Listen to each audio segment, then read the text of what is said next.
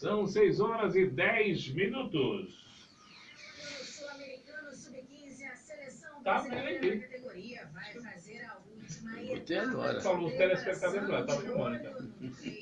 Entre os dias 3 e 19 de novembro. Tá sem imagem de Nakamura. Em Teresópolis, região serrana do Rio de Janeiro. O Brasil está na chave A, ao lado de Bolívia, Peru, Colômbia, Venezuela e Bélgica. O técnico Paulo Vitor Gomes analisa esses adversários. Trata-se de um grupo bastante equilibrado, né? Assistindo. Duas delas a gente já enfrentou. Rony Breiner está nos assistindo agora. Ian Reis, Patrício Silva. É, o grande Patrício. Da vida da Europa, Bélgica, uma grande seleção que vem fazendo um grande trabalho aí nas categorias de formação. E tenho certeza que vão ser excelentes duelos. Ó, Vando Pereira aí, ó, Patrício. Ó, Vandinho com a barbaça. E aí, Patrício? Que a gente classifique. Quando é que vem aqui? O Brasil estreia no Sul-Americano no dia 23 de novembro, contra a Bélgica. O torneio será dividido em 3 fases, passando pelos grupos, semifinais e final. As 2 melhores seleções de cada chave avançam, realizando jogos decisivos sempre em Santa Cruz de la Sierra, na Bolívia. Agência Rádio Web, com informações da Seleção Brasileira Sub-15, Daniele Esperon, torcida e seleção gigantes por natureza.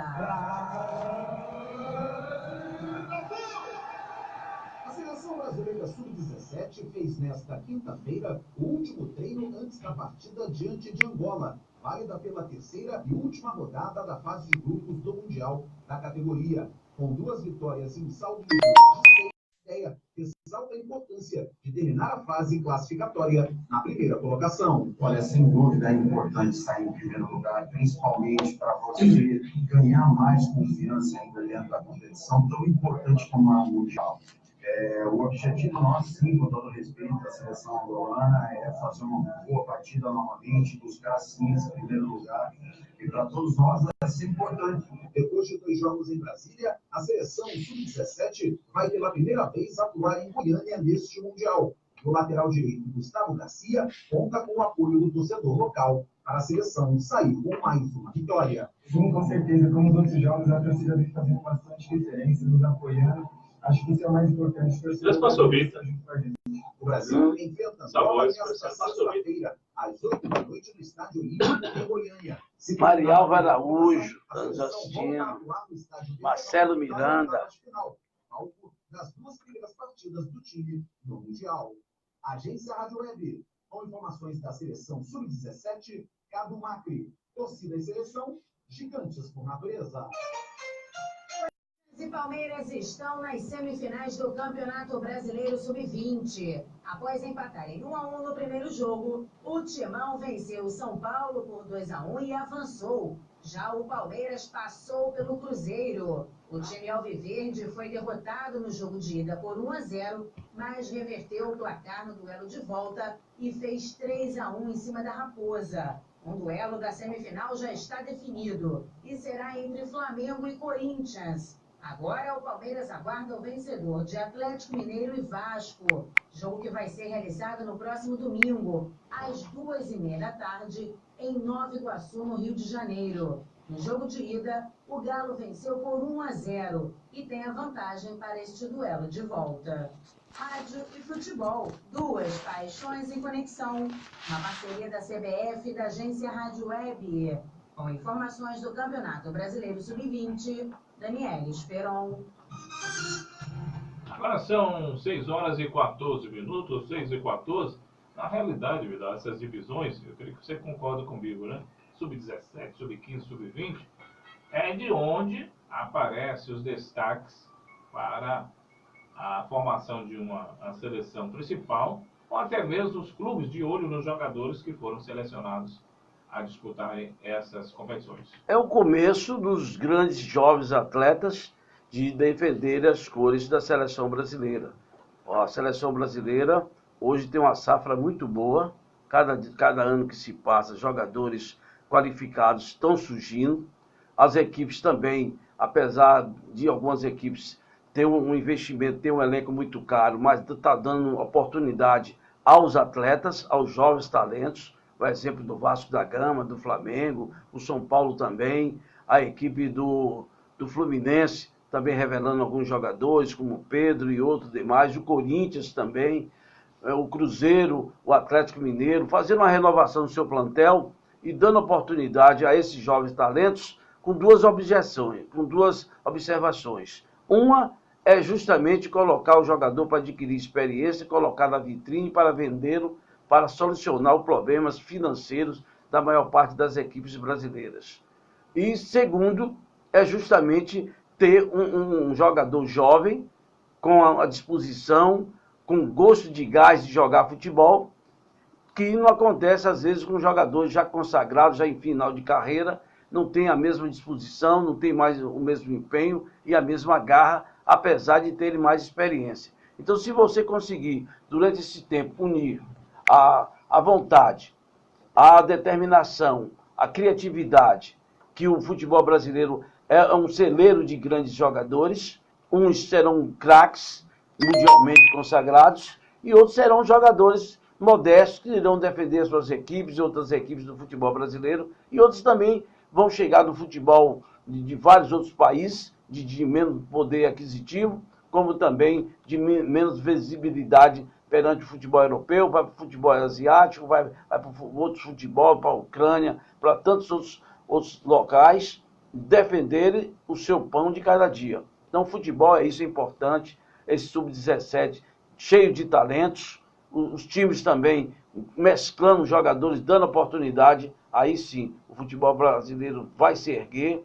Se esses jovens talentos não saíssem tão cedo, deveria sair com 23 anos para poder defender as equipes fora do país. Mas a questão econômica dos clubes e principalmente a independência financeira de alguns jovens talentos e do empresário também, porque a maior parte desses jogadores, além de terem empresários que buscam justamente patrocinar esses atletas, tem empresários aí que têm uma determinada quantia de passe. Por exemplo, o Talisca mesmo, salvo engano, tem empresário que tem uma parte, tem direito a 20% ou 30% do passe de alguns jogadores.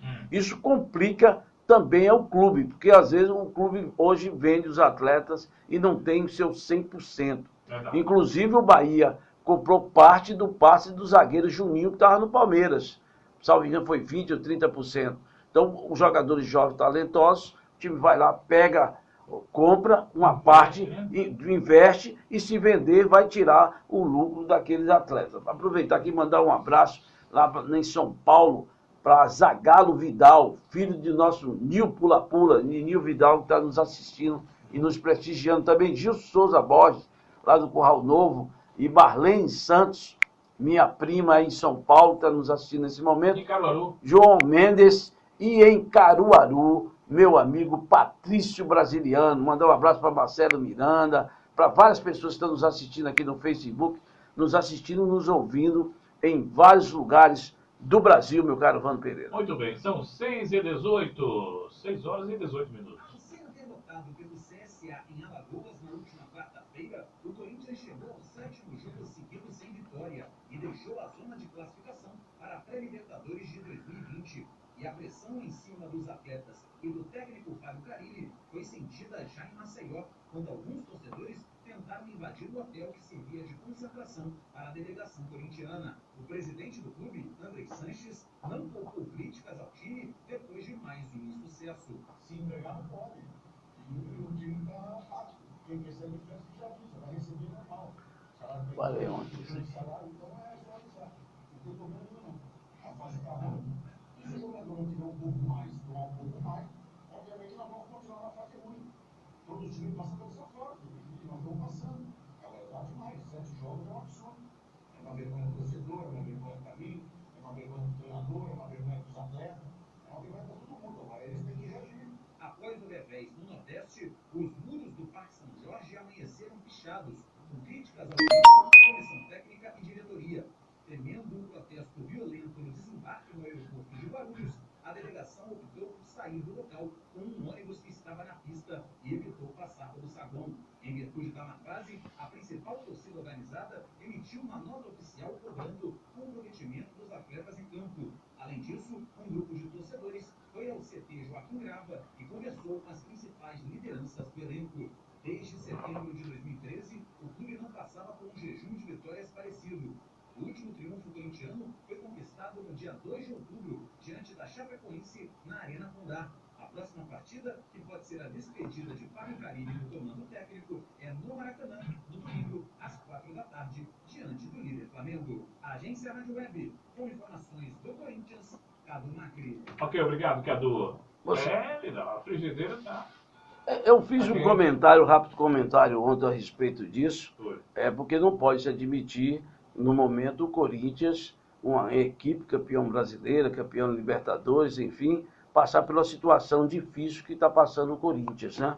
E com isso o torcedor vê o Palmeiras na grande evidência aí no campeonato, foi campeão brasileiro no ano passado, conquistou Copa do Brasil, e o Corinthians, aquela gozação que vocês sabem que tem dos torcedores. O que acontece é que até o nosso companheiro que passou essa notícia já informou que Fábio Carilli deverá ficar no comando até o jogo do Flamengo, se não vencer o Flamengo, não é isso? Dizem, né? E aí o que é que acontece? Agora, em cima da bucha, vai tirar o técnico Fábio Carilli e colocar outro treinador, nesse momento, vai pagar a multa rescisória, porque o Fábio Carilli tem um contrato com o Corinthians até dezembro de 2020. Agora, é evidente que em toda circunstância, todos têm sua parte de culpa.